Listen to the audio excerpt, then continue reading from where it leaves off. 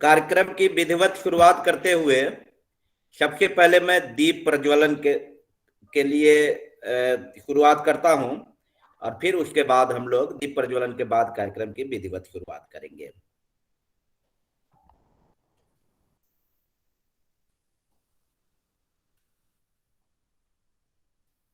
दीपज्योति परम ज्योति, दीपज्योति परम ज्योति, दीपज्योति जनार्दनः, दीपो हरतु मे पापम्, दीपज्योति नमोऽस्तुते। शुभं करोतु कल्याणम्, आरोग्यं सुखसम्पदः, द्वेषबुद्धिविनाशाय आत्मज्योति नमोऽस्तुते।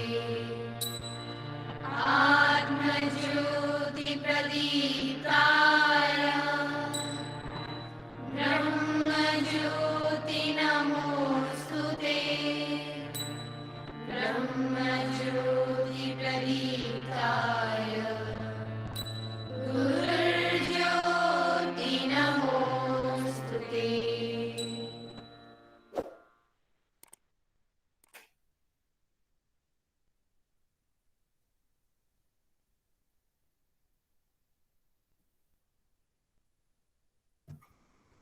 हाँ, नमस्कार। मेरी आवाज आ रही है? आ रही आवाज। हाँ, नमस्कार। आज हिंदी साहित्य का इतिहास अध्ययन श्रृंखला के दूसरी कड़ी में आप सभी का बहुत बहुत स्वागत है।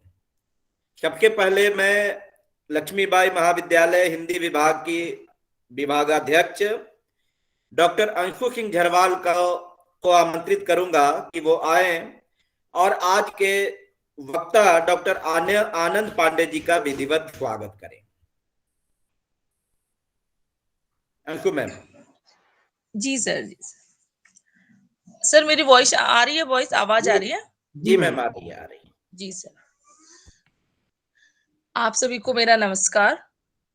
और हिंदी साहित्य का इतिहास अध्ययन श्रृंखला भाग 2 में जो हमारे हिंदी के प्रिय छात्राएं हैं और सारे शिक्षक गण और डॉक्टर आनंद पांडे जी जो वक्ता हैं हमारे, आप सभी का बहुत बहुत स्वागत है इस श्रृंखला भाग 2 में। और डॉक्टर आनंद पांडे जी हैं, वो राष्ट्रीय रक्षा अकादमी पुणे में पोस्टेड है अभी। इनका जो वक्तव्य होगा वो हिंदी साहित्य का आदिकाल अध्ययन की दृष्टियां, ये हमारे छात्राओं के लिए बहुत ही ज्यादा ज्ञानवर्धक रहेगा। मैं आशा यही करती हूँ और बच्चों को बहुत अच्छा भी लगेगा, उससे उनको अपने पढ़ने में उनको बहुत सहायता मिलेगी। तो मैं डॉक्टर आनंद पांडे जी और उनका बहुत बहुत स्वागत करती हूँ इस प्रोग्राम में। और अब डॉक्टर अरुण कुमार जी हैं, उनसे इस कार्यक्रम को आगे बढ़ाने के लिए उनको आमंत्रित करती हूँ कि वो इस कार्यक्रम को और आगे बढ़ाएं। जी धन्यवाद। बहुत बहुत धन्यवाद मैम। और हम लोगों ने हिंदी साहित्य का इतिहास अध्ययन श्रृंखला की शुरुआत की थी। इसके जो पहला लेक्चर हम लोगों ने कराया था वो जम्मू केंद्रीय विश्वविद्यालय के associate professor doctor Shashank Kumar Shukla ji का था। हिंदी साहित्य का इतिहास अध्ययन की दृष्टियां उसका विषय था। आज हम लोगों ने आदिकाल को चुना है। हम लोग जानते हैं कि हिंदी साहित्य का जो आदिकाल है आज के समय में उस पे अध्ययन और उस पे जो भी शोध कार्य वो नहीं के बराबर हो रहे हैं। सबसे ज्यादा अगर इतिहास के अध्येताओं को या साहित्य के अध्येताओं को सबसे ज्यादा यदि परेशानी होती है तो हिंदी साहित्य के आदिकाल को लेकर होती है, क्योंकि बहुत सारी मान्यताएं हैं इसको लेकर, बहुत सारे विश्लेषण आए हैं, कई किताबें आई हैं और लोगों ने बल्कि इसके नाम को लेकर ही बहुत सारी बातें लोगों ने कही है। कुछ लोग सिद्ध सामंत काल कहते हैं, कोई वीर गाथा काल कहते हैं, कोई चारण काल कहते हैं, कोई आदि काल कहते हैं। तो इस तरह की बहुत सारी समस्याएं हैं। इन्हीं सभी समस्याओं पर बात करने के लिए और हिंदी ऑनर्स के विद्यार्थियों को हिंदी साहित्य का आदि काल उनको बहुत अच्छी तरह से समझ में आए, शिक्षकों को भी कुछ मदद मिले, इसके लिए आज हम लोगों ने डॉक्टर आनंद पांडे को आमंत्रित किया है। डॉक्टर आनंद पांडे राष्ट्रीय रक्षा अकादमी पुणे में कार्यरत हैं। उन्होंने जवाहरलाल नेहरू विश्वविद्यालय से पीएचडी की है।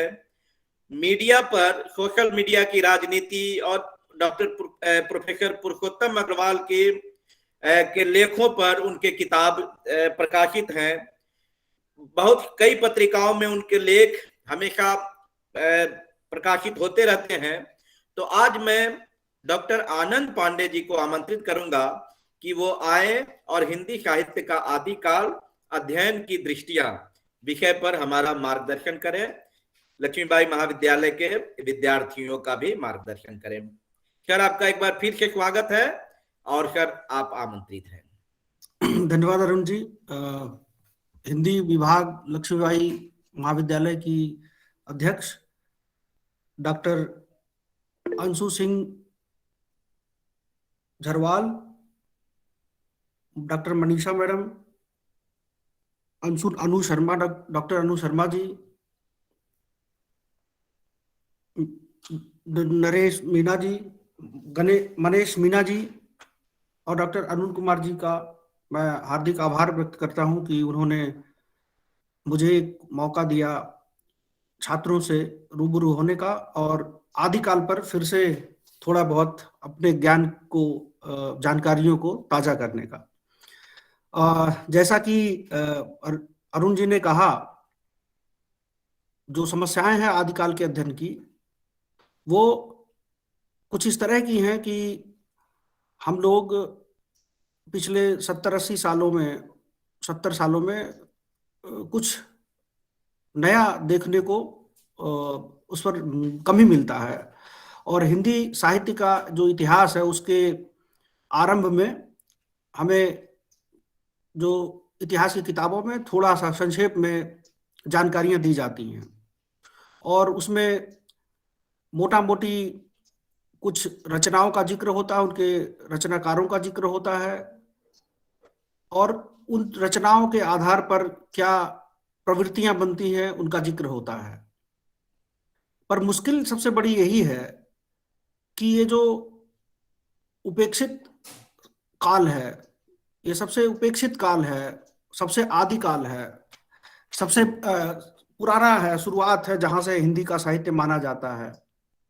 अब हिंदी का जो साहित्य है, जिस तरह का साहित्य हम लोग आज पढ़ते हैं, जो खड़ी बोली का साहित्य है और जो जिसे हिंदी का साधारण पाठक समझता है, उस पाठक के लिए आदिकाल के साहित्य की भाषा को समझना बहुत मुश्किल काम है। वो भाषा अपभ्रंश की है और देश भाषाएं हैं जिनमें कुछ रचनाएं देश भाषाएं यानी कि मैथिली और जो रूप है उनकी हैं। खड़ी बोली में कुछ थोड़ी बहुत रचनाएं हैं। कुछ रचनाएं उस समय नाथ साहित्य की कुछ रचनाएं संस्कृत में भी हैं। तो इस तरह से भाषा के हिसाब से यह समय, आज का कोई हिंदी का विद्यार्थी है उसके लिए इस काल के साहित्य का अध्ययन करना भक्ति काल के साहित्य के अध्ययन से भी ज्यादा मुश्किल काम है, क्योंकि जो भक्ति काल है वो उसकी जो भाषाएं हैं, ब्रज भाषा है या अवधी है या भोजपुरी है, उसकी आज भी परंपरा है, वो आज भी बोली जाती हैं और उनमें से निकल करके बहुत सारे लोग साहित्य में अध्ययन में, हिंदी साहित्य के अध्ययन में जाते हैं, इसलिए उन भाषाओं को समझते हैं। अवधी आज भी सब बोली समझी जाती है और ब्रजभाषा भी और भोजपुरी भी, और जो राजस्थानी है वो भी मीरा के साहित्य के संदर्भ में। तो अब आधुनिक काल के किसी विद्यार्थी को, हिंदी साहित्य के किसी विद्यार्थी को यह कैसे ट्रेंड किया जाए कि वो अपभ्रंश और आहट में लिखी हुई उस जमाने की रचनाओं को पढ़ सके। तो पहली चुनौती ये है, पहला अध्ययन की दिशा ये हो सकती है कि कैसे उसको, उस पुरानी अपभ्रंश को, जिसे कुछ लोग डॉक्टर चंद्रधर शर्मा गुलेरी पुरानी हिंदी कहते हैं, और जिससे सभी लोग ये जोड़ते हैं कि वहां से हिंदी निकलती है, तो उसको कैसे समझा जाए, अध्ययन किया जाए, उसका ये एक बड़ी चुनौती है। तो मुझे लगता है कि अगर अध्ययन की समस्याएं हैं, खोज की, शोध की समस्याओं को चिन्हित करना है, तो एक उस भाषा को सिखाने की, उस भाषा के में जो टेक्स्ट है अवेलेबल हैं, पाठ जो अवेलेबल हैं, रचनाएं जो अवेलेबल हैं, उनको पढ़ने की आदत या शिक्षा या ट्रेनिंग कैसे दी जाए, ये एक एरिया हो सकता है जिस पर आगे हम लोग मतलब हिंदी के विद्वान लोग काम कर सकते हैं। दूसरी सबसे बड़ी चुनौती है कि यूं तो जो भक्ति काल का, जो आदिकाल का जो साहित्य है, वो ईस्वी 1000 से लेकर के और 1400 तक का समय माना जाता है, और ये मोटा मोटी ही है। जैसा कि जानते हैं कि साहित्य के इतिहास में काल विभाजन मोटा मोटी ही हो सकता है। तो ये मोटा मोटी जो काल विभाजन है, उसमें 400 वर्ष के भीतर की जो रचनाएं हैं, जो विविधता है भाषा की, उसके साथ उसको, उन सारी चीजों को कैसे समझा जा सकता है, एक तो बड़ी मुश्किल है। मुझे लगता है कि उन भाषाओं, उन जो रचनाएं उपलब्ध हैं, उन रचनाओं का खड़ी बोली में अनुवाद किया जाए। उन रचनाओं का जो, जैसे जैसे अमीर खुसरो की जो उपलब्ध रचनाएं हैं, वो फारसी लिपि में लिखते थे, तो उसको हिंदी में लाया गया। या जैसे शुक्ल जी ने जायसी की रचनाओं को, पद्मावत वगैरह को फारसी स्क्रिप्ट से निकाल करके उसको देवनागरी स्क्रिप्ट में किया। उसी तरह से इन रचनाओं का हिंदी में अनुवाद अगर किया जाए और उनको फिर से उन छात्रों को उपलब्ध किया जाए, तो उस साहित्य से वो बेहतर ढंग से परिचित हो सकते हैं जो अपभ्रंश और आहट में है, आदिकाल की जो रचनाएं हैं। दूसरी सबसे बड़ी चुनौती ये है कि अभी भी है कि जैन, नाथ और जो रासो साहित्य है, उन सबका की जो कुल रचनाएं हैं, उन रचनाओं की उपलब्धता बहुत मुश्किल है। आज भी उन सारी रचनाओं की उपलब्धता जो है, वो उनका प्रामाणिक पाठ ये सुनिश्चित नहीं हो पाया है कि एक निर्द्वंद तरीके से आप उन सारी रचनाओं तक जाएं, वो उपलब्ध हों, उनका प्रकाशन हो रहा हो, और आप उन तक जाएं और उनका पाठ आप कर सकें, उनकी टीका हो, भाष्य हो, इस तरह का। शुक्ल जी ने जैन जो साहित्य है, नाथ साहित्य है, सिद्ध साहित्य है, उसको धार्मिक श्रेणी में मानते हुए कि वो धार्मिक श्रेणी का है, उसमें धर्म के तत्व का ज्ञान दिया गया है और धर्म की दार्शनिक और तात्विक व्याख्याएं की गई हैं, उसमें साहित्य का गुण नहीं है। साहित्य का गुण जो है वो जिन रचनाओं में है, उनको उन्होंने, उन सारी रचनाओं को उन्होंने माना है कि कुल मिला के वो 12 हैं। वो 12 रचनाएं हैं जिनमें से केवल और केवल 4 या 5 रचनाएं ही आज की अवस्था में उपलब्ध हैं। तो ये जो 7 रचनाएं हैं जिनको वो मानते थे कि आदिकाल का आधार है, आदिकाल का आधार जिन रचनाओं पर है, उन रचनाओं की में से अधिकांश जो है उपलब्ध ही नहीं है। जो विद्यापति की, जो कि निश्चित तौर पर एकदम आखिरी फेज के, आदिकाल के आखिरी फेज के कवि हैं विद्यापति, और बीसल देव रासो की कीर्तिलता, विद्यापति की कीर्तिलता, कीर्ति पताका और पदावली, और इसके अलावा बीसल देव रासो ये उपलब्ध है। आप जिन्हें हम आदिकाल की भाषा में, यूं तो खुसरो तो बहुत बड़े साहित्यकार थे, कई भाषाओं में उन्होंने लिखा है, लेकिन जिन्हें हम आदिकाल की रचनाएं मानते हैं वो उनकी पहेलियां हैं। तो वो पहेलियां भी सारी इकट्ठा नहीं है, उपलब्ध नहीं है। तो अगर हम माने कि ये जो रचनाएं उनकी उपलब्ध हैं, तो ये 4-5 रचनाएं ही उपलब्ध हैं जिनका टेक्स्ट है। अब आप तय करिए कि जिस पूरे काल का इतना विशाल स्वरूप है, उनमें से साहित्यिक रचनाएं केवल और केवल 4 प्राप्त हैं। और वो अगर एक बीसल देव रासो का जिक्र हटा दें हम लोग, तो बीसल देव रासो को हटाने के बाद तो सिर्फ और सिर्फ प्रामाणिक रचनाएं सिर्फ विद्यापति की उपलब्ध हैं। और ये विद्यापति की जो तीनों रचनाएं उपलब्ध हैं वो एकदम आखिरी चरण की हैं। तो सबसे बड़ी चुनौती ये है कि भाई जिस साहित्य का, जिस पूरे दौर के साहित्य का कोई पाठ ही उपलब्ध नहीं है, कोई प्रामाणिक पाठ ही उपलब्ध नहीं है, उस पर कैसे कोई व्यवस्थित शोध और अध्ययन किया जा सकता है और उससे हिंदी के छात्रों को परिचित कराया जा सकता है। तो इस मुश्किल की से निपटने के लिए जो भी अप्रामाणिक संदिग्ध रचनाएं हैं उन सबको शामिल किया गया, और उसमें धार्मिक जिनको शुक्ल जी ने निकाल दिया था साहित्य की श्रेणी से, उन सबको शामिल करते हुए एक मोटा मोटी उस दौर के साहित्य का अध्ययन, वो भी इतिहास लेखन में मिलता है। आदिकाल का जो कुछ भी परिचय सामान्य विद्यार्थियों को या हम लोगों को भी जब हम लोग पढ़ते थे जो परिचय प्राप्त होता था, वह किसी पाठ, प्रामाणिक पाठ से नहीं, बल्कि वो हिंदी साहित्य के इतिहास में क्या जिक्र है उस पर मिलता था। तो ये वास्तव में बहुत दुखद और चिंतनीय स्थिति है आदिकाल के अध्ययन और मनन की। अब रही बात ये कि अगर हम सारी रचनाओं को ले लें जिन्हें शुक्ल जी ने धार्मिक कहा, तो उसमें जो एक निश्चित तौर पर तब एक विस्तृत टेक्स्ट मिलता है और तब आप बेहतर ढंग से बात कर सकते हैं। लेकिन क्या ये अहम सवाल है कि क्या जो धार्मिक प्रकृति की रचनाएं हैं, धार्मिक स्वभाव की रचनाएं हैं, उन्हें आप साहित्य की श्रेणी में लाएं, जिनमें साहित्य का तत्व नहीं बल्कि धर्म का तत्व अधिक है, उन सब रचनाओं को लेके आए। तो अगर उन रचनाओं को भी लाते हैं, जैसा कि साहित्य की किताबों में, इतिहास की किताबों, साहित्य के इतिहास की किताबों में होता है कि जैन दर्शन, जैन धर्म के जो साहित्य है वो पूरा का पूरा आता है, नाथ संप्रदाय का पूरा साहित्य आता है, और इसके अलावा जो सिद्ध हैं उनका साहित्य आता है।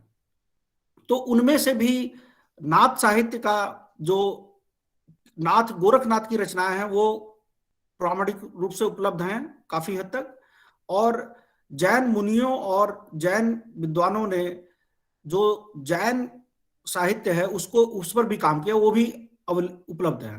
तो अगर हम पूरी तरह से धार्मिक और साहित्यिक श्रेणी को तोड़ते हुए उस समय की सारी उपलब्ध रचनाओं को माने, तब एक आपके पास कुछ प्रामाणिक पाठ मौजूद है। पर सवाल वहां ये अपनी जगह पर बना हुआ है कि क्या जिनको शुक्ल जी ने धार्मिक श्रेणी की रचनाएं माना, उन्हें भी हम साहित्य के अध्ययन में लाएं? तो फिर इस तरह से तो हमें तमाम धार्मिक किताबों का अध्ययन करना होगा। हमारे हिंदी में जो कुछ भी उपलब्ध धार्मिक रचनाएं हैं उनको भी पढ़ना होगा। तो एक तरह से हिंदी का जो साहित्य होगा वो एक तरह का रिलीजियस फिलॉसफी यानी कि धर्म दर्शन का भी अध्ययन होगा। जाहिर सी बात है कि साहित्य के स्कॉलर को राजनीति, समाज विज्ञान और अर्थशास्त्र, इस तरह की तमाम चीजों को पढ़ना पड़ता है, और वो उसी तरह से धर्म दर्शन को भी पढ़ता है, धर्म की भी चीजों को पढ़ता है समझने के लिए, क्योंकि साहित्य का संदर्भ इन सारी चीजों से बनता है। तो क्या हम इस बात को लेके तैयार हैं कि हम उन धार्मिक, आध्यात्मिक, यौगिक और जो सिद्धों की, जो वज्रयानी सिद्धों की जो तमाम जो उनके ध्यान और आध्यात्मिक जो एक्सपेरिमेंट्स हैं उनको लेके आए हम लोग? तो ये बड़ा मुश्किल हो जाएगा, क्योंकि साहित्य के विद्यार्थी की जो ट्रेनिंग है वो कुछ इस तरह की है कि आप ऐसा नहीं कर सकते कि आप उसे धार्मिक चीजें पढ़ाना शुरू करें। वो रुचि के हिसाब से, संदर्भ के हिसाब से पढ़ सकता है, लेकिन साहित्य का इतिहास तो साहित्य का इतिहास है, वो धार्मिक किताबों का इतिहास नहीं हो सकता है। तो ये एक चुनौती है। पर अब जब अभी तक चूंकि बात जब भी होती रही है तो इन सारी चीजों को लेकर होती रही है, इन सब तरह के साहित्य को लेकर होती रही है। तो अगर जो उपलब्ध सामग्री है उनमें से धार्मिक और साहित्यिक सबका जो ये श्रेणी विभाजन है खत्म किया जाए और उस पर बातचीत की जाए, तो बेशक ये एक सवाल है कि आपके पास प्रामाणिक रूप से ज्यादा टेक्स्ट अवेलेबल हो जाते हैं। दूसरी बात ये है, एक जो शायद प्रासंगिक अवांतर है कि हिंदी साहित्य का आदिकाल क्या है, यानी कि हिंदी साहित्य की शुरुआत कब से होती है। इस पर काफी बहसें हैं और लगभग दो तरह के लोग हैं जो ये मानते हैं कि एक तो ये जो हम लोग इतिहास पढ़ते हैं कि भाई अपभ्रंश से, अवहट्ट से, प्राकृत से, इस तरह से निकलते हुए हिंदी निकली है, इसको जोड़ते हैं हम लोग, ये एक धारणा है। और इन सबको फिर संस्कृत से जोड़ देते हैं और संस्कृत को हम साबित करते हैं कि वो सभी भाषाओं की जननी है। तो और भाषा वैज्ञानिक दृष्टि से, और जिन लोगों ने उसमें विशेष रूप से डॉक्टर रामविलास शर्मा और किशोरीदास वाजपेयी ने इस बात को उठाया है कि भाई हिंदी जो है वो एक दिल्ली और मेरठ के बीच की जो खड़ी बोली की भाषा है, उसको हम उसी से वही हिंदी निकली है, वही हिंदी है। और जो आदिकाल का और भक्तिकाल का पूरा साहित्य है वो कायदे से हिंदी भाषा से अलग का साहित्य है, वो हिंदी का साहित्य नहीं है। तो ये एक जो ये मान्यता है, अगर उस आधार पर हम देखें तो ये सवाल खड़ा होता है कि भाई हिंदी साहित्य के आदिकाल में हम उसको क्यों पढ़ें जो हिंदी का साहित्य है ही नहीं। एक रेडिकल सवाल है और शायद ये अभी तक इस सवाल को बहुत स्वीकृति नहीं मिली है, लेकिन अपने आप में एक तार्किक सवाल है। और इसी दिशा में शिवदान सिंह चौहान ने जो एक किताब लिखी थी हिंदी साहित्य के 80 बरस, उसमें उनका यही मानना था कि भाई हिंदी की जो शुरुआत है वो तो भारतेंदु काल में होती है हिंदी में, बल्कि भारतेंदु के समय में भी कविताओं की रचना वो ब्रज भाषा में होती रही और दूसरी बोलियों में होती रही। तो एक जो गद्य लेखन है वो शुरू हुआ खड़ी बोली में। तो क्या उस मान्यता को लेकर के हम ये बात कर सकते हैं कि भाई अगर आप उस डिबेट को लेके आए तो अपने आप में ये भी एक सवाल है कि भाई आदिकाल को क्या हमें हिंदी साहित्य के भीतर पढ़ना चाहिए या नहीं।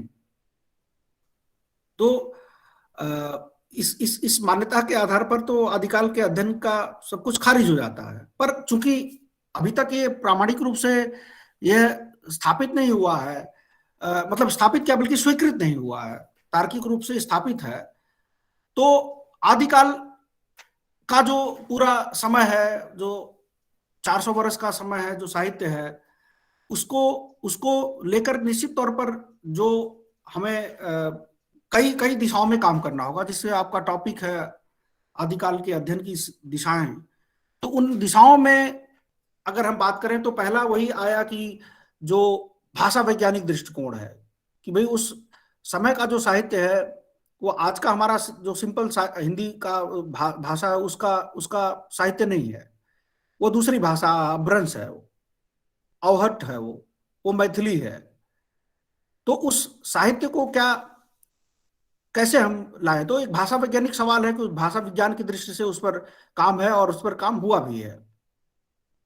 इसके अलावा जो साहित्य के जो टेक्स्ट है, क्योंकि उस समय का जो टेक्स्ट है वो अभी तक पूरी तरह से जो उपलब्ध नहीं है, तो उसको उपलब्ध करने का मतलब है कि टेक्सुअल क्रिटिसिज्म की जो मेथड है, तो पाठालोचन की जो पद्धति है उस पर काम करने की आवश्यकता है, उसमें नए ढंग से उस पर काम करने की जरूरत है। इसके साथ साथ हमारे समय में जो तमाम दृष्टिकोण साहित्य के अध्ययन के आए हैं, चाहे उत्तराधुनिकता हो, चाहे स्त्रीवाद हो, चाहे हमारे अपने देश में आदिवासी और दलित दृष्टिकोण हो, उन सब चीजों से निश्चित तौर पर आदिकाल के उपलब्ध साहित्य का अध्ययन किया जा सकता है और नई नई बातें सामने आ सकती है, नए दृष्टिकोण सामने आ सकते हैं। पर सवाल यही है कि जब तक पाठ का निर्धारण नहीं होगा, जब तक कि और उपलब्ध रचनाएं नहीं सामने आएंगी, तब तक क्या क्या हो सकता है? उन उन उसका साहित्य ही नहीं है तो आलोचना कहाँ से खड़ी होगी, अध्ययन कहाँ से होगा? तो मूल जो चुनौती है वो अभी भी आदिकाल के क्षेत्र में पाठालोचन की है और भाषा विज्ञान की है, कि उस दोनों मेथड का, दोनों अनुशासनों का लाभ उठाते हुए, का इस्तेमाल करते हुए उस जमाने के साहित्य को, आदिकाल के साहित्य को निर्धारित किया जाए। अब रही बात जो जो उपलब्ध साहित्य है उसका किस दृष्टि से अध्ययन किया जाए। जो जो रासो साहित्य है, उनमें से जो बीसल देव की प्रामाणिकता स्थापित है, और जो माता प्रसाद गुप्त ने जो उसका संपादन किया, पाठालोचन करके प्रामाणिक रूप से प्रस्तुत किया, उसका अध्ययन किस तरह से हो। इसके साथ साथ विद्यापति की जो रचनाएं हैं, कीर्ति लता, कीर्ति पताका और विद्यापति पदावली, तो विद्यापति तो हमारे पाठ्यक्रम में है, और हिंदी साहित्य की अध्ययन की शुरुआत ही विद्यापति से होती है। जब भी हम पाठों को पढ़ाते हैं तो विद्यापति और कबीर, जायसी, तुलसीदास, इस तरह से हिंदी के अध्ययन की परंपरा शुरू होती है।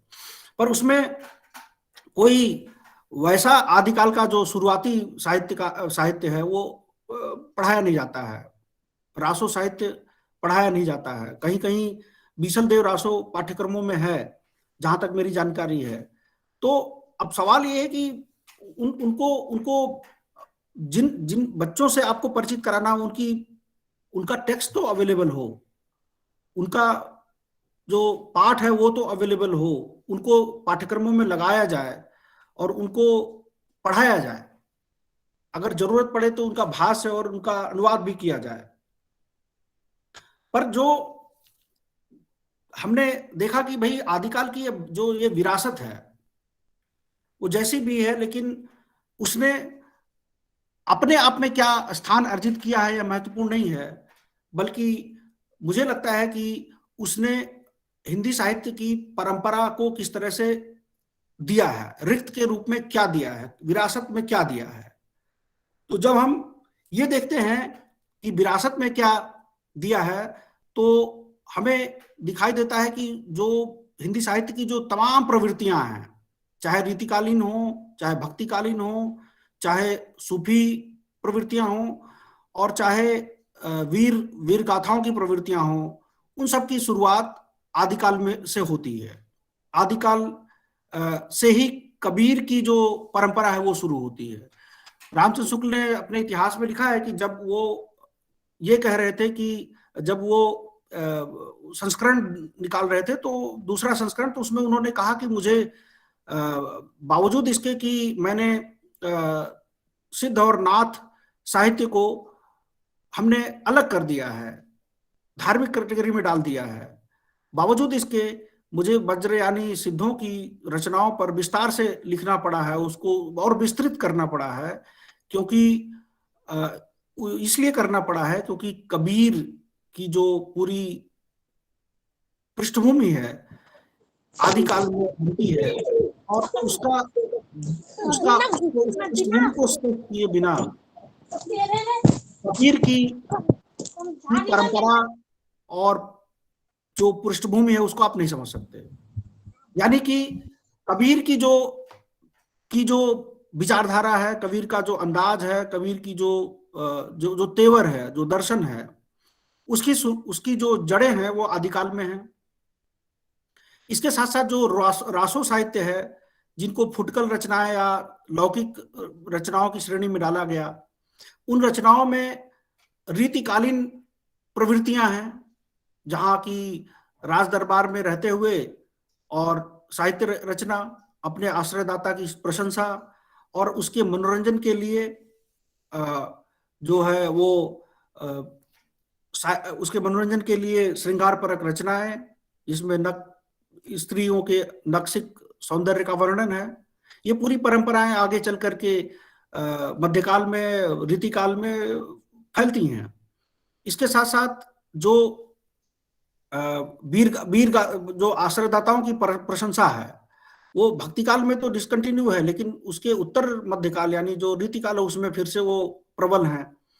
तो ऐसा इस दृष्टि से कि हम आदिकाल का अध्ययन नहीं करते हैं अगर व्यवस्थित रूप से, तो हमारे हिंदी साहित्य के विकास की जो आगे चल के विकसित हुई तमाम चीजें, उनकी उनकी जानकारी नहीं हो सकती है, उनकी जड़ों को नहीं समझा जा सकता है।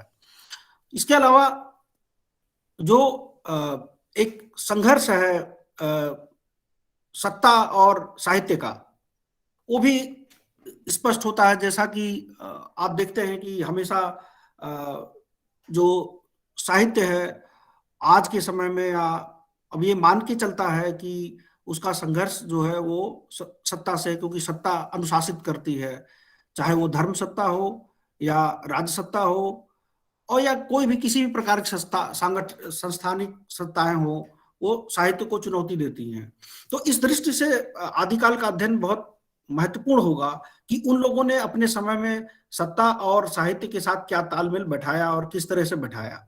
जाहिर सी बात है कि उसमें ज्यादातर रचनाएं सत्ताओं को समर्पित रचनाएं हैं, चाहे वो विद्यापति हो, वो भी दरबार में रहे, चाहे वो अब रासों के साहित्यकार हैं, रासो साहित्य के लेख रचनाकार हैं, वो भी उसमें करते हैं। सिद्धों और नाथों की अपनी तरह से वो धर्म सत्ता को रचना को लेकर के समर्पित हैं।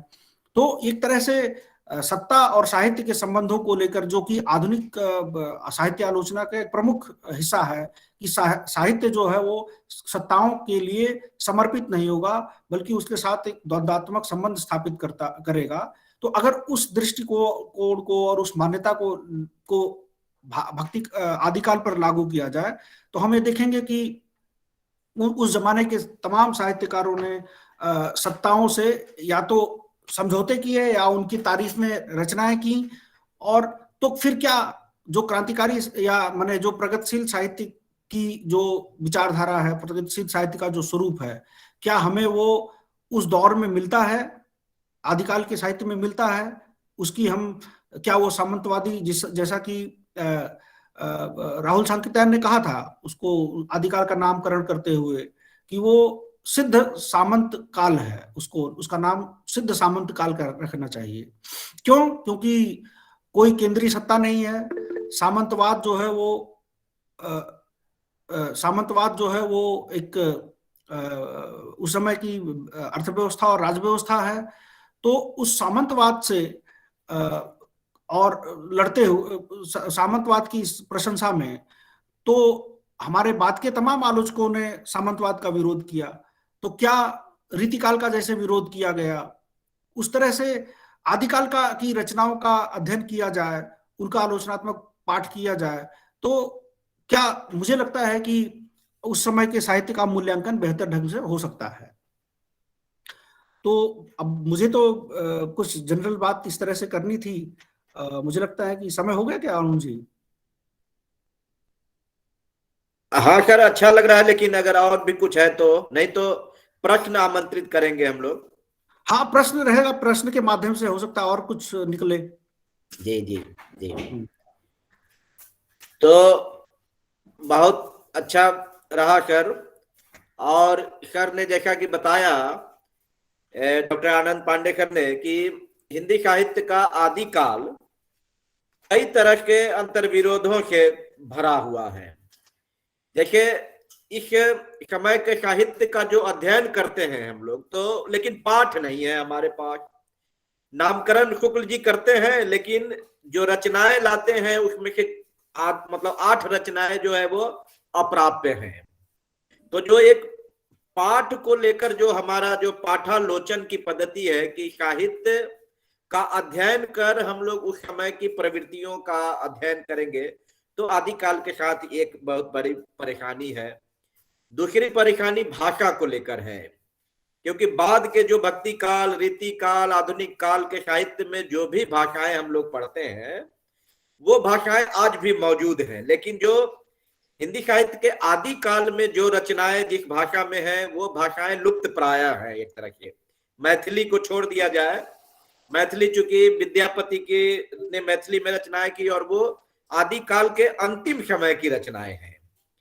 तो ये बहुत अच्छा रहा। अब मैं कुछ सबसे पहले तो अनु शर्मा मैम को आमंत्रित करूंगा कि वो इस कार्यक्रम को आगे बढ़ाएं और बच्चों को सवाल के लिए भी आमंत्रित करें।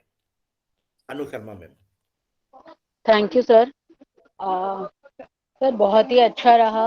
आदिकाल का जो अध्ययन की दृष्टियों के साथ एक नए तरीके से आपने हम लोगों के समक्ष एक विचार रखा कि जब पाठ्य ही उपलब्ध नहीं है तो उस पर हम बच्चों को किस तरह से पढ़ा सकते हैं। अभी तक तो जितनी भी इतिहास की पुस्तकें हमारे समक्ष हैं उनको पढ़कर या उनसे पढ़ते हुए सीखते हुए हम लोग पढ़ाते हैं, लेकिन ये एक बहुत अच्छा आपने हम लोगों को एक दिशा दी है कि जो भी पाठ्यक्रम है उसको यदि खड़ी बोली में उसका अनुवाद कर दिया जाए तो निश्चित तौर पर आदिकाल के अनुसंधान की जो दिशा है उसको एक नया मुकाम जरूर मिलेगा।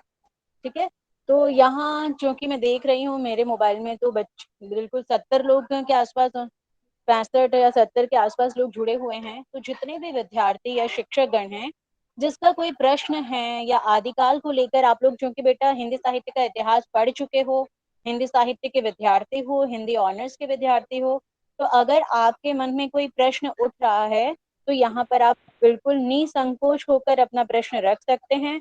अगर आप नहीं बोलना चाहते तो इनबॉक्स कर दीजिए, नहीं तो अपना नाम और अपने प्रश्न यहाँ पर आप रख सकते हैं। बच्चों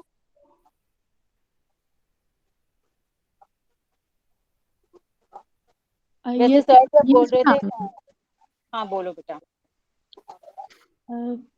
मैम मेरा सवाल है सर से कि जब हम रामचंद्र शुक्ल सर की हिंदी साहित्य की बुक पढ़ते हैं तो उस बुक में रामचंद्र शुक्ल सर ने सबसे ज्यादा तो बौद्ध धर्म के किताबों के बारे में बात करी है, बौद्ध साहित्य के बारे में। तो क्या वो धर्म ग्रंथ है या हिंदी साहित्य के ही ग्रंथ है?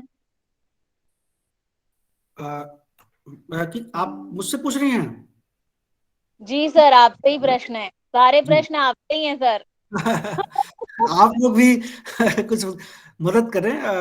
असल में देखिए, शुक्ल जी ने जो बहुत इम्पोर्टेंट बात कही थी कि जो धर्म ग्रंथ है, अब जैसे तुलसीदास ने कहा जाता है कि हनुमान बाहुक और हनुमान चालीसा भी लिखा है,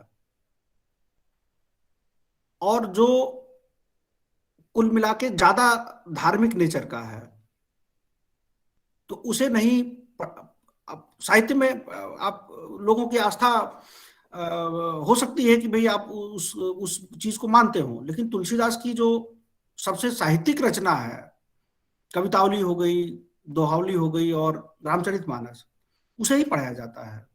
तो ये क्लियर कट है कि भाई धर्म, आप देखेंगे कि बहुत सारी कविता में धर्म भी है, ऐसा नहीं है। कविता तो सिर्फ एक माध्यम है।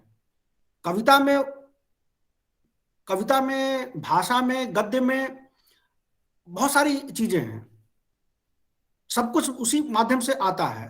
तो सवाल यही है कि ये विवेक रखना ही होगा कि भाई पोएट्री में तो जो है भाषा योग वशिष्ठ भी है, ये जो योग का है, योग का सांख्य दर्शन भी है। भाषा में वेदों में तो वो सारी फिलोसफिकल और उपनिषदों में भी सारी चीजें हैं, काव्यात्मक हैं। तो क्या हम उन सारी चीजों को काव्य मान लेंगे? इसीलिए साहित्य का जो चरित्र है, साहित्य की अपनी खासियत है, वो साहित्य का विवेक होना बहुत जरूरी है। तो शुक्ल जी ने साहित्य के विवेक की रक्षा का मुद्दा उठाया था, और उन्होंने कहा कि भाई जो साहित्यिक रचनाएं हो, जो मनुष्य की संवेदना को समृद्ध करती हो, जो उसके व्यक्तित्व को और रचनात्मकता को समृद्ध करती वो हो, लेकिन जहां पे बकायदा धर्म का जो डिस्कोर्स है, वो धर्म की बातें हो, वो नहीं हो सकती हैं। तो कविता पद्य में रचना हो जाना जरूरी नहीं है। पद्य अपने आप में कविता साहित्य की शर्त नहीं है। पद्य में आप देखती हैं कि पूरा चूंकि ओरल ट्रेडिशन जो है वो पद्यात्मक है, और तब पहले के जमाने में सब कुछ साहित्य जो है वो चाहे फिलोसफर हो, चाहे गणितज्ञ हो, चाहे ज्योतिषाचार्य हो, चाहे आयुर्वेदाचार्य हो, वो सारे के सारे लोगों की कसौटी ये थी कि वो कविता में ही अपनी बात रखें, ताकि वो ओरल ट्रेडिशन में वो बातें जीवित रहें। गद्य का प्रचलन उस तरह से नहीं था। तो मेरे कहने का मतलब है कि कविता में कोई चीज अगर उपलब्ध है तो इसका मतलब नहीं कि वो साहित्य की हो जाएगी। उसका साहित्यिक मूल्य क्या है, हमेशा ये सवाल रहेगा। और शुक्ल जी ने बात कही थी, वो अभी भी हम लोगों को मार्गदर्शन करती है। वो बात हम लोगों का मार्गदर्शन करती है, वो बात की जो धार्मिक साहित्य है उसका अलग है, और जो साहित्य है, वास्तव में जो साहित्य है वो अलग है। रिलीजियस साहित्य शब्द अपने आप में बहुत व्यापक है। पर अभी धीरे धीरे क्या हो गया कि जैसे अब पॉलिटिकल लिटरेचर शब्द में कोई भी चीज है, किसी पार्टी का पॉलिटिकल कैंपेन है उसको भी लिटरेचर ही बोलते हैं। कोई प्रोपेगेंडा मटेरियल है वो भी लिटरेचर है। वांग्मय में सब कुछ है, लिटरेचर में सब कुछ है, भाषा में जो कुछ व्यवहार है वो है। लेकिन अब धीरे धीरे चूंकि लिटरेचर और साहित्य जो शब्द है वो धीरे धीरे रूढ़ हो चुका है एक विशेष प्रकार की रचना के लिए। तो जब वो विशेष प्रकार की रचना क्या है, जहां भाव हो, जहां इंद्रिय बोध हो, जहां विद्रोह हो, जहां मनुष्य के अंतर जगत का, उसके मनोलोक का वर्णन हो, मनुष्य की मनुष्यता को प्राथमिकता दी जाए, वो सारी रचनाएं साहित्य की श्रेणी में आती हैं। तो कहने का मतलब है कि इन एक लार्जर पिक्चर में, लार्जर डिफिनेशन में, लिटरेचर में सब कुछ शामिल है।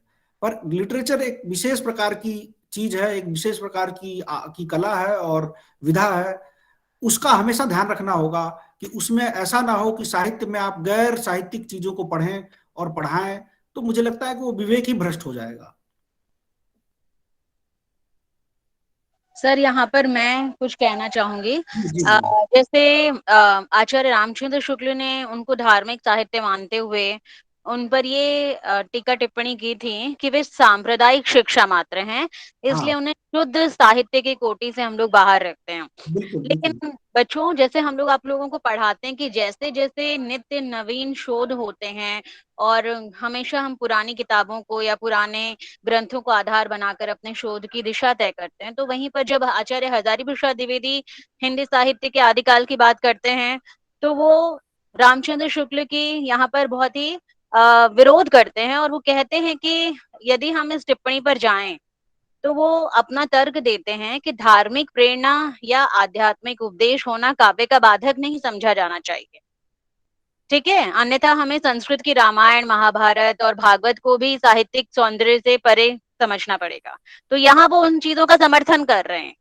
तो उसी तरह से जैसे जरूरी नहीं है कि आप मेरी बात से सहमत हो या अरुण सर की बात से सहमत हो या आनंद सर की बात से सहमत हो। यहाँ पर होता है कि आप किस विचार के साथ जा रहे हैं। अब हजारी प्रसाद द्विवेदी जी तो उन धार्मिक साहित्यों को साहित्य मान रहे हैं, वहीं पर आचार्य रामचंद्र शुक्ल जी उन्हें सांप्रदायिक शिक्षा मात्र मान रहे हैं। लेकिन ये अब हमें तय करना है कि हम उनको किस श्रेणी में रख रहे हैं। यहीं पर तो इतिहास के अध्ययन की दृष्टियां आपके लिए खोली जा रही हैं ताकि आप विस्तार से उनको समझ सकें। ठीक है, लेकिन नितांत धार्मिक साहित्य को भी साहित्य की श्रेणी में नहीं रख सकते। ठीक है, हाँ। और साहित्य का सबसे बड़ा यहाँ पर दिक्कत यहाँ पर यही आती है कि वैज्ञानिक तरीके से आप ये नहीं कह सकते कि 2 + 2 = 4। यहाँ पर 2 और 2 22 भी हो जाता है। ठीक बात है। बहुत बढ़िया प्रश्न था बेटा। अन्य हाँ, बहुत विद्यार्थी बढ़िया। और शिक्षकगण आमंत्रित हैं आप लोगों के प्रश्न। और शुक्ल जी तो कभी कभी बहुत ज्यादा उग्र हो जाते हैं। जैसे विद्यापति पर लिखते समय लिखते हैं कि आजकल धार्मिक रंग के चश्मे बहुत सस्ते हो गए हैं। हाँ, तो सर ये थोड़ा बताते हैं, बच्चों को अच्छा लगता। हाँ जी, इसके साथ एक और सर प्रश्न है जी, वो भी बच्चों को बता दीजिए आप। आनंद सर नमस्कार, मैं मनीषा शुक्ला, लक्ष्मीबाई कॉलेज सर। हाँ नमस्ते मनीष भाई।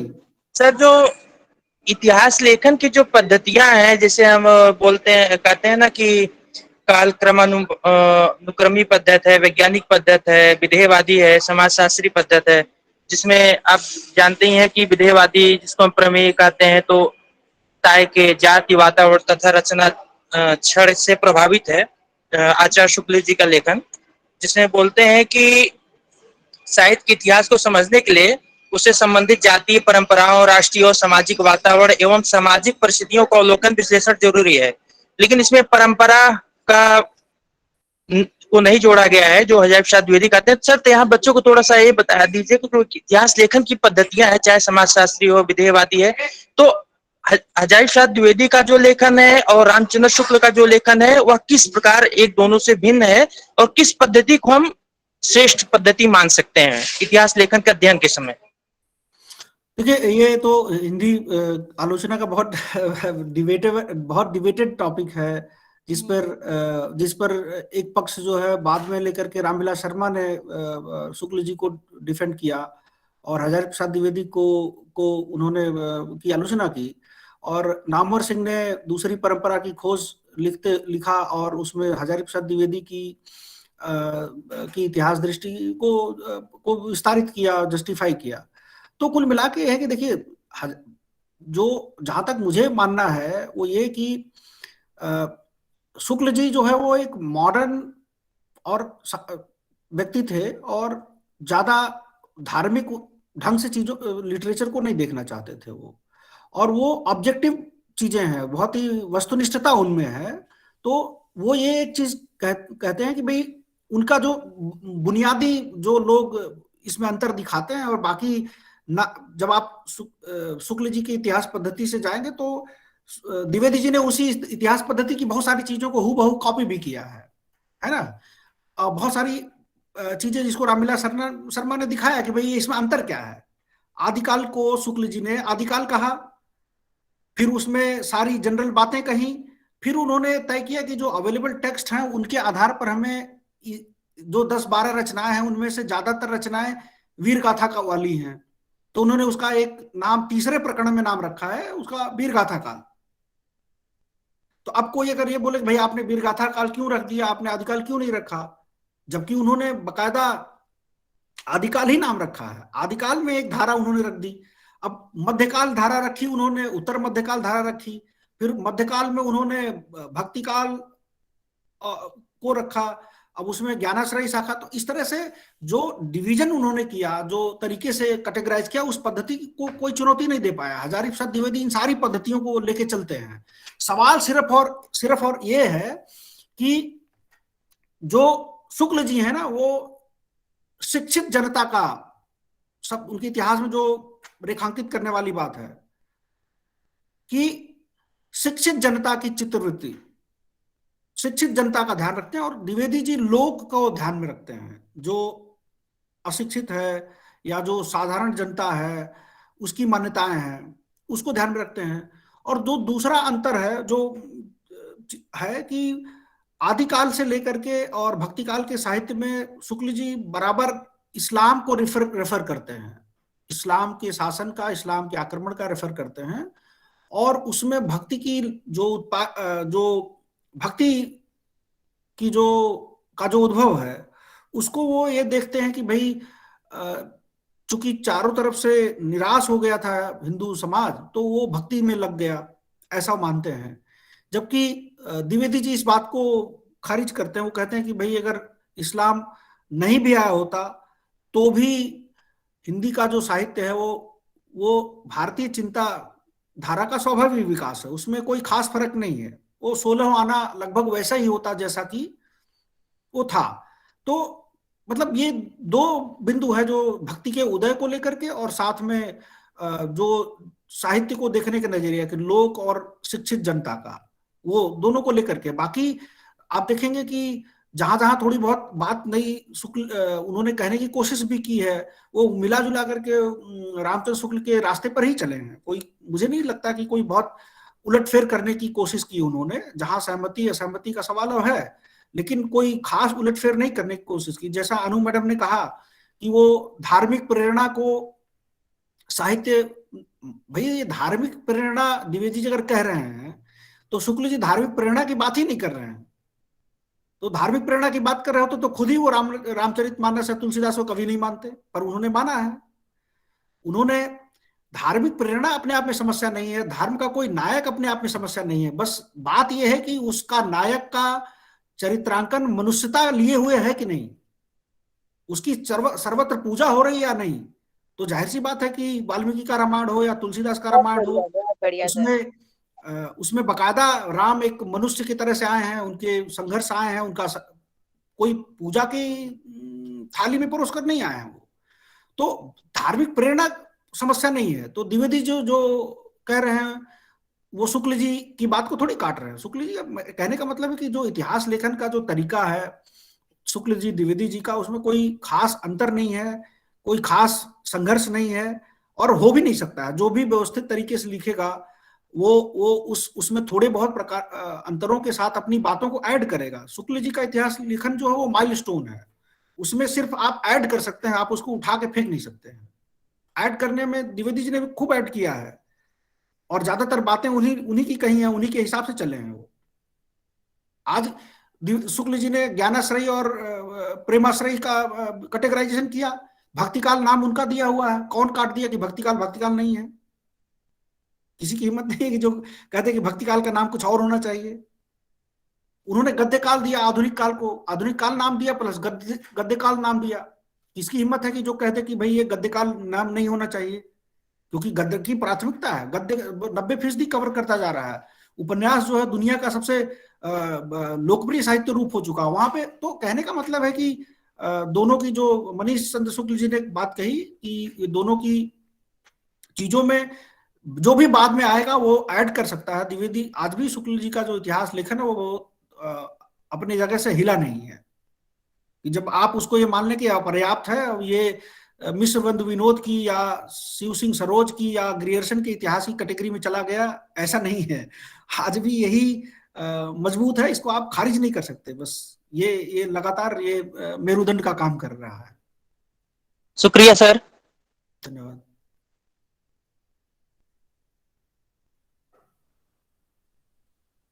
बहुत बढ़िया सर, बहुत बढ़िया। बच्चों और कोई विद्यार्थी?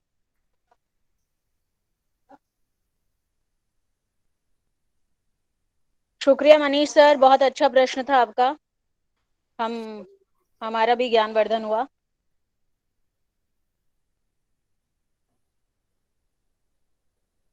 एक बार सभी अपने वीडियो जरूर ऑन कर लें ताकि हम लोग इसका स्क्रीनशॉट लेकर रिकॉर्ड रख लें, और उसके बाद यदि प्रश्न नहीं है तो इसका मतलब सभी संतुष्ट हो गए हैं सर के वक्तव्य से और सबकी जिज्ञासाएं शांत हो गई हैं। तो हम लोग फिर विधिवत उसका कार्यक्रम का समापन करते हुए धन्यवाद ज्ञापन की परंपरा का निर्वहन करते हैं। फिर अरुण जी बताइए। जी और जी जी जी। नीलम मैम कुछ कहना चाह रही है। नीलम मैम स्वागत है आपका।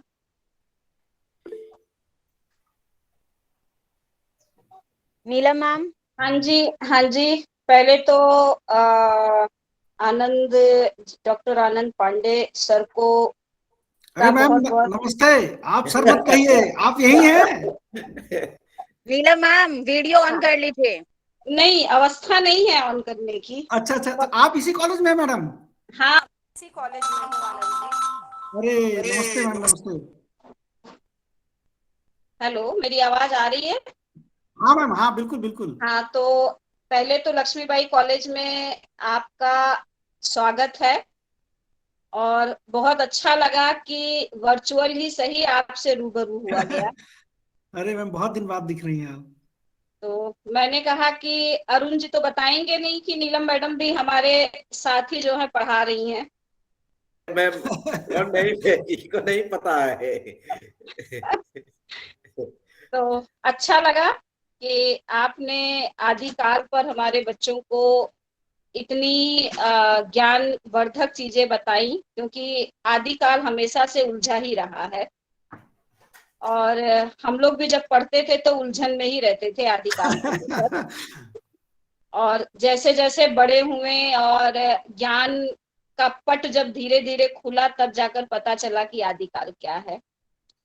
तो आपने बहुत ही सुंदर तरीके से और सरल शब्दों में बच्चों को बताया।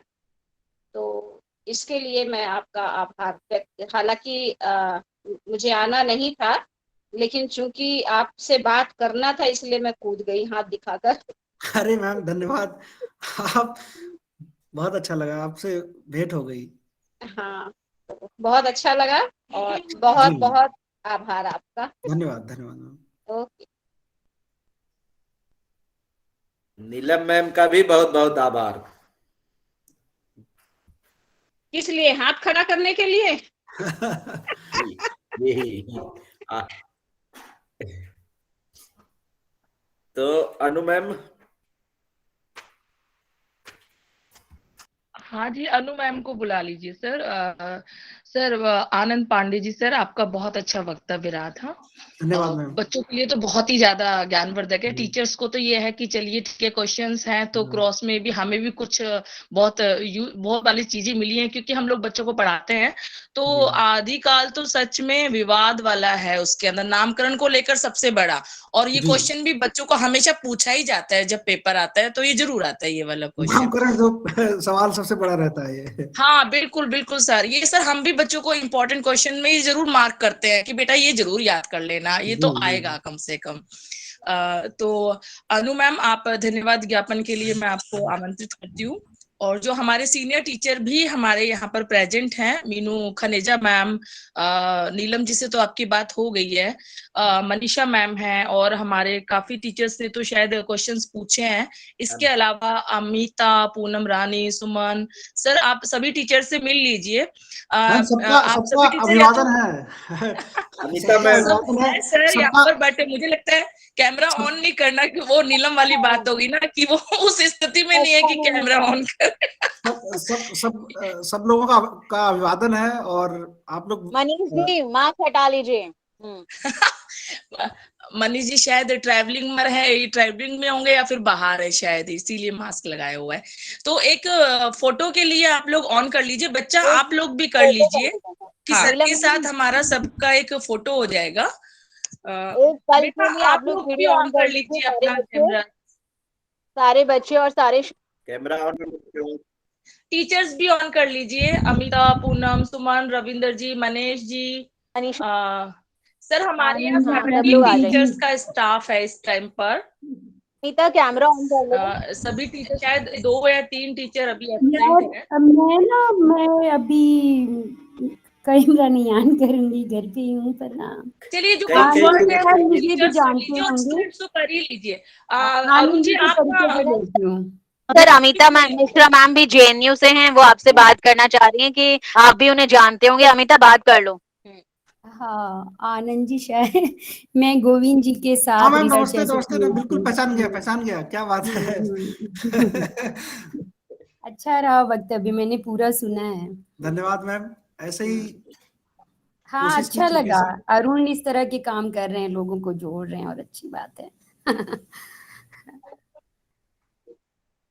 अभी भावना मैडम भी है यहाँ। भावना जो राष्ट्रीय रक्षा अकादमी में ही खर के साथ ही हैं, हमारी क्लासमेट रही हैं। वो भी अभी उन्होंने भी ज्वाइन किया था अभी, लेकिन दिख नहीं रही है।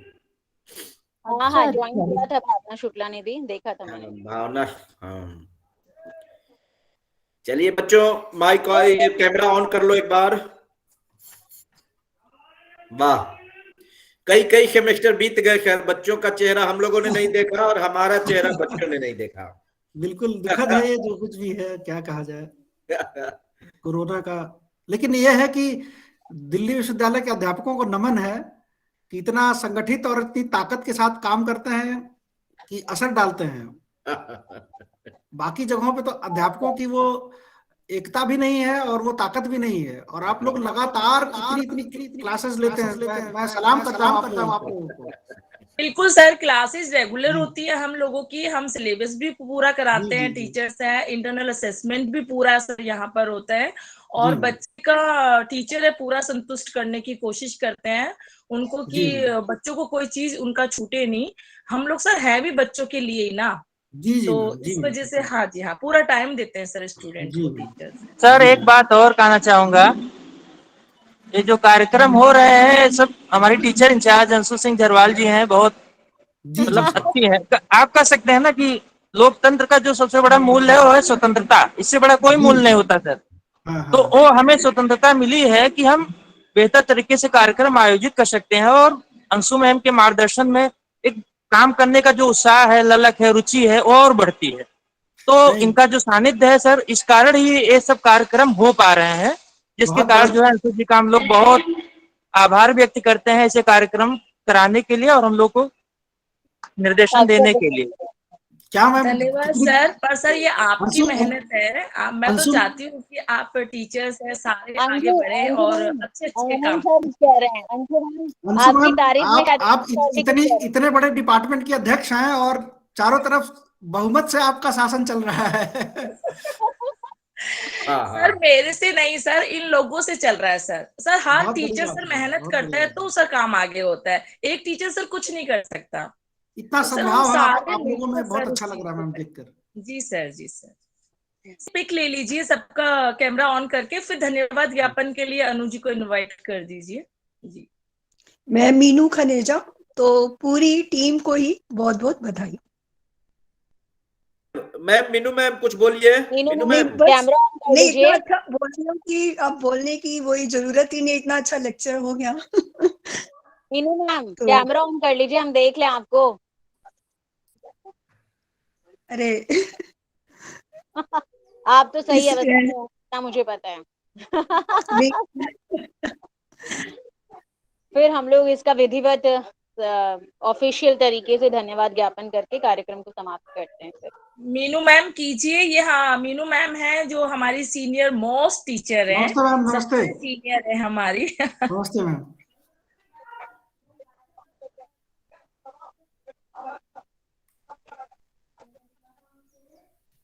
अरुण जी चलो पिक ले लीजिए, मैम ने भी ऑन कर लिया सबने। ठीक है। जी स्क्रीनशॉट ले लिया मैम? हाँ हाँ ले लिया सर। हाँ ठीक, चलिए धन्यवाद ज्ञापन के लिए अनु मैम को आमंत्रित करूंगा। बहुत बहुत शुक्रिया सर। सबसे पहले तो लक्ष्मीबाई कॉलेज के हिंदी विभाग द्वारा जो ये हिंदी साहित्य के इतिहास की श्रृंखला की कड़ियां शुरू की गई हैं, ये कड़ियां बिना किसी बाधा के निर्विघ्न लगातार अपनी यात्रा तय करती रहें। और इस श्रृंखला की दूसरी कड़ी में हम लोगों को डॉक्टर आनंद पांडे सर का सानिध्य प्राप्त हुआ और उनके उस ज्ञानवर्धक वक्तव्य के लिए बहुत बहुत धन्यवाद सर। और सबसे धन्यवाद पहले, मैम। हाँ सबसे पहले मैं अपने कॉलेज की प्राचार्य मैम डॉक्टर प्रत्युष वत्सला जी का धन्यवाद करना चाहूंगी, क्योंकि वो हमेशा से हम लोगों को, पूरे कॉलेज को प्रोत्साहित करती हैं कि नए नए कार्यक्रम का आयोजन हम लोग करते रहें ताकि बच्चों को बहुत से ज्यादा लाभ पहुंचे। और उसके बाद मैं अपनी विभाग अध्यक्ष, विभाग प्रभारी डॉक्टर अंशु सिंह झरवाल मैम का धन्यवाद करती हूँ कि उन्होंने हम लोगों को इस और काम करने के लिए प्रेरित किया। उसके बाद इस कार्यक्रम में जितने भी विभाग के शिक्षकगण जुड़े रहे, आरंभ से लेकर अंत तक जुड़े रहे, उनका विशेष तौर पर धन्यवाद। और मेरे प्यारे विद्यार्थियों का सचमुच आप लोगों ने पूरे धैर्य के साथ इस कार्यक्रम को सुना और सर की बातों से निश्चित तौर पर आपके ज्ञान का विस्तार हुआ होगा, ऐसी उम्मीद मैं कर सकती हूँ। और थोड़ा सा यहाँ पर एक दो बातें कहना चाहूंगी, जैसे सर के वक्तव्य से ही निकालते हैं। सर ने कहा कि आचार्य रामचंद्र शुक्ल जी का इतिहास मेरुदंड है, उसे कोई हिला नहीं सकता। और इस बात से हम पूर्णतः सहमत हैं, क्योंकि जिस तरीके से आगे आगे जितने नए शोध होते हैं उसमें हम लोग अपने व्यूज, अपने मत तो रख सकते हैं, लेकिन जो आधार है, जो नींव है, वो एक माइलस्टोन की तरह काम करता है, उसको आप छेड़ नहीं सकते। तो आनंद जी की इस बात से मैं पूर्णतः सहमत हूँ। और सबसे अच्छी बात जो मुझे लगी, और उन्होंने हमें एक दिशा भी दी है कि इस और शायद हम कोई काम कर सकें, कि आदिकाल की रचनाओं का खड़ी बोली में अनुवाद। ये बहुत अच्छा सर आपने जो एक हम लोगों के समक्ष विचार रखा है, इस पर जरूर हम लोग भी कुछ करने की कोशिश करेंगे। अगर पूरे हिंदी विभाग का सहयोग रहा तो जरूर इस संदर्भ में कुछ किया जा सकता है। बिल्कुल मैम। और जैसे कि मैं हमेशा अपने बच्चों को पढ़ाते हुए हिंदी साहित्य का इतिहास, क्योंकि बीकॉम के बच्चे भी पढ़ते हैं, हिंदी साहित्य के बच्चे भी पढ़ते हैं, विशेष के बच्चे भी पढ़ते हैं, ऑनर्स के। और सबसे बड़ी दिक्कत आती है जिन बच्चों ने केवल 10वीं और 8वीं तक हिंदी पढ़ी है, उनको हिंदी साहित्य का इतिहास पढ़ाना बहुत मुश्किल हो जाता है। बहुत तो मुश्किल है मैम। ऐसे उनके सामने एक वृक्ष का चित्र बनाते हैं और उनको शाखाओं के माध्यम से समझाते हैं। तो कोई भी वृक्ष जब हम देखते हैं, विशालकाय वट वृक्ष, तो हमारी दृष्टि उसकी शाखाओं पर, पत्तियों पर, उसके फल फूलों पर जाती है, लेकिन हम जड़ को नहीं देखते। लेकिन आज आपने हिंदी साहित्य के इतिहास के आदिकाल के वट वृक्ष की जो जड़ है, यानी आदिकाल, उस पर जो टीका टिप्पणी और अपना वक्तव्य रखा है सर, वो सचमुच बहुत शानदार था, बहुत जानदार था। और हम लोगों ने मतलब इतने इंटरेस्ट के साथ, इतनी रुचि के साथ उसे सुना वही इस कार्यक्रम की सफलता का प्रमाण है सर। और धन्यवाद। आगे भविष्य में आप हमसे इसी तरह जुड़े रहेंगे और इस तरह के जो कार्यक्रम होंगे उसमें आगे भी आप अपना सहयोग देंगे, हमें अपना जी सानिध्य देंगे। इस उम्मीद के साथ मैं पूरे लक्ष्मीबाई कॉलेज के हिंदी परिवार की ओर से आप सभी का हृदय से धन्यवाद करती हूँ। बहुत बहुत शुक्रिया। धन्यवाद मैम। आगे मौका मिला तो फिर और सुधार के साथ बेहतर करने की कोशिश करूंगा। नहीं सर, आज का भी बहुत अच्छा था आपका सर। जी मैम। अरुण सर।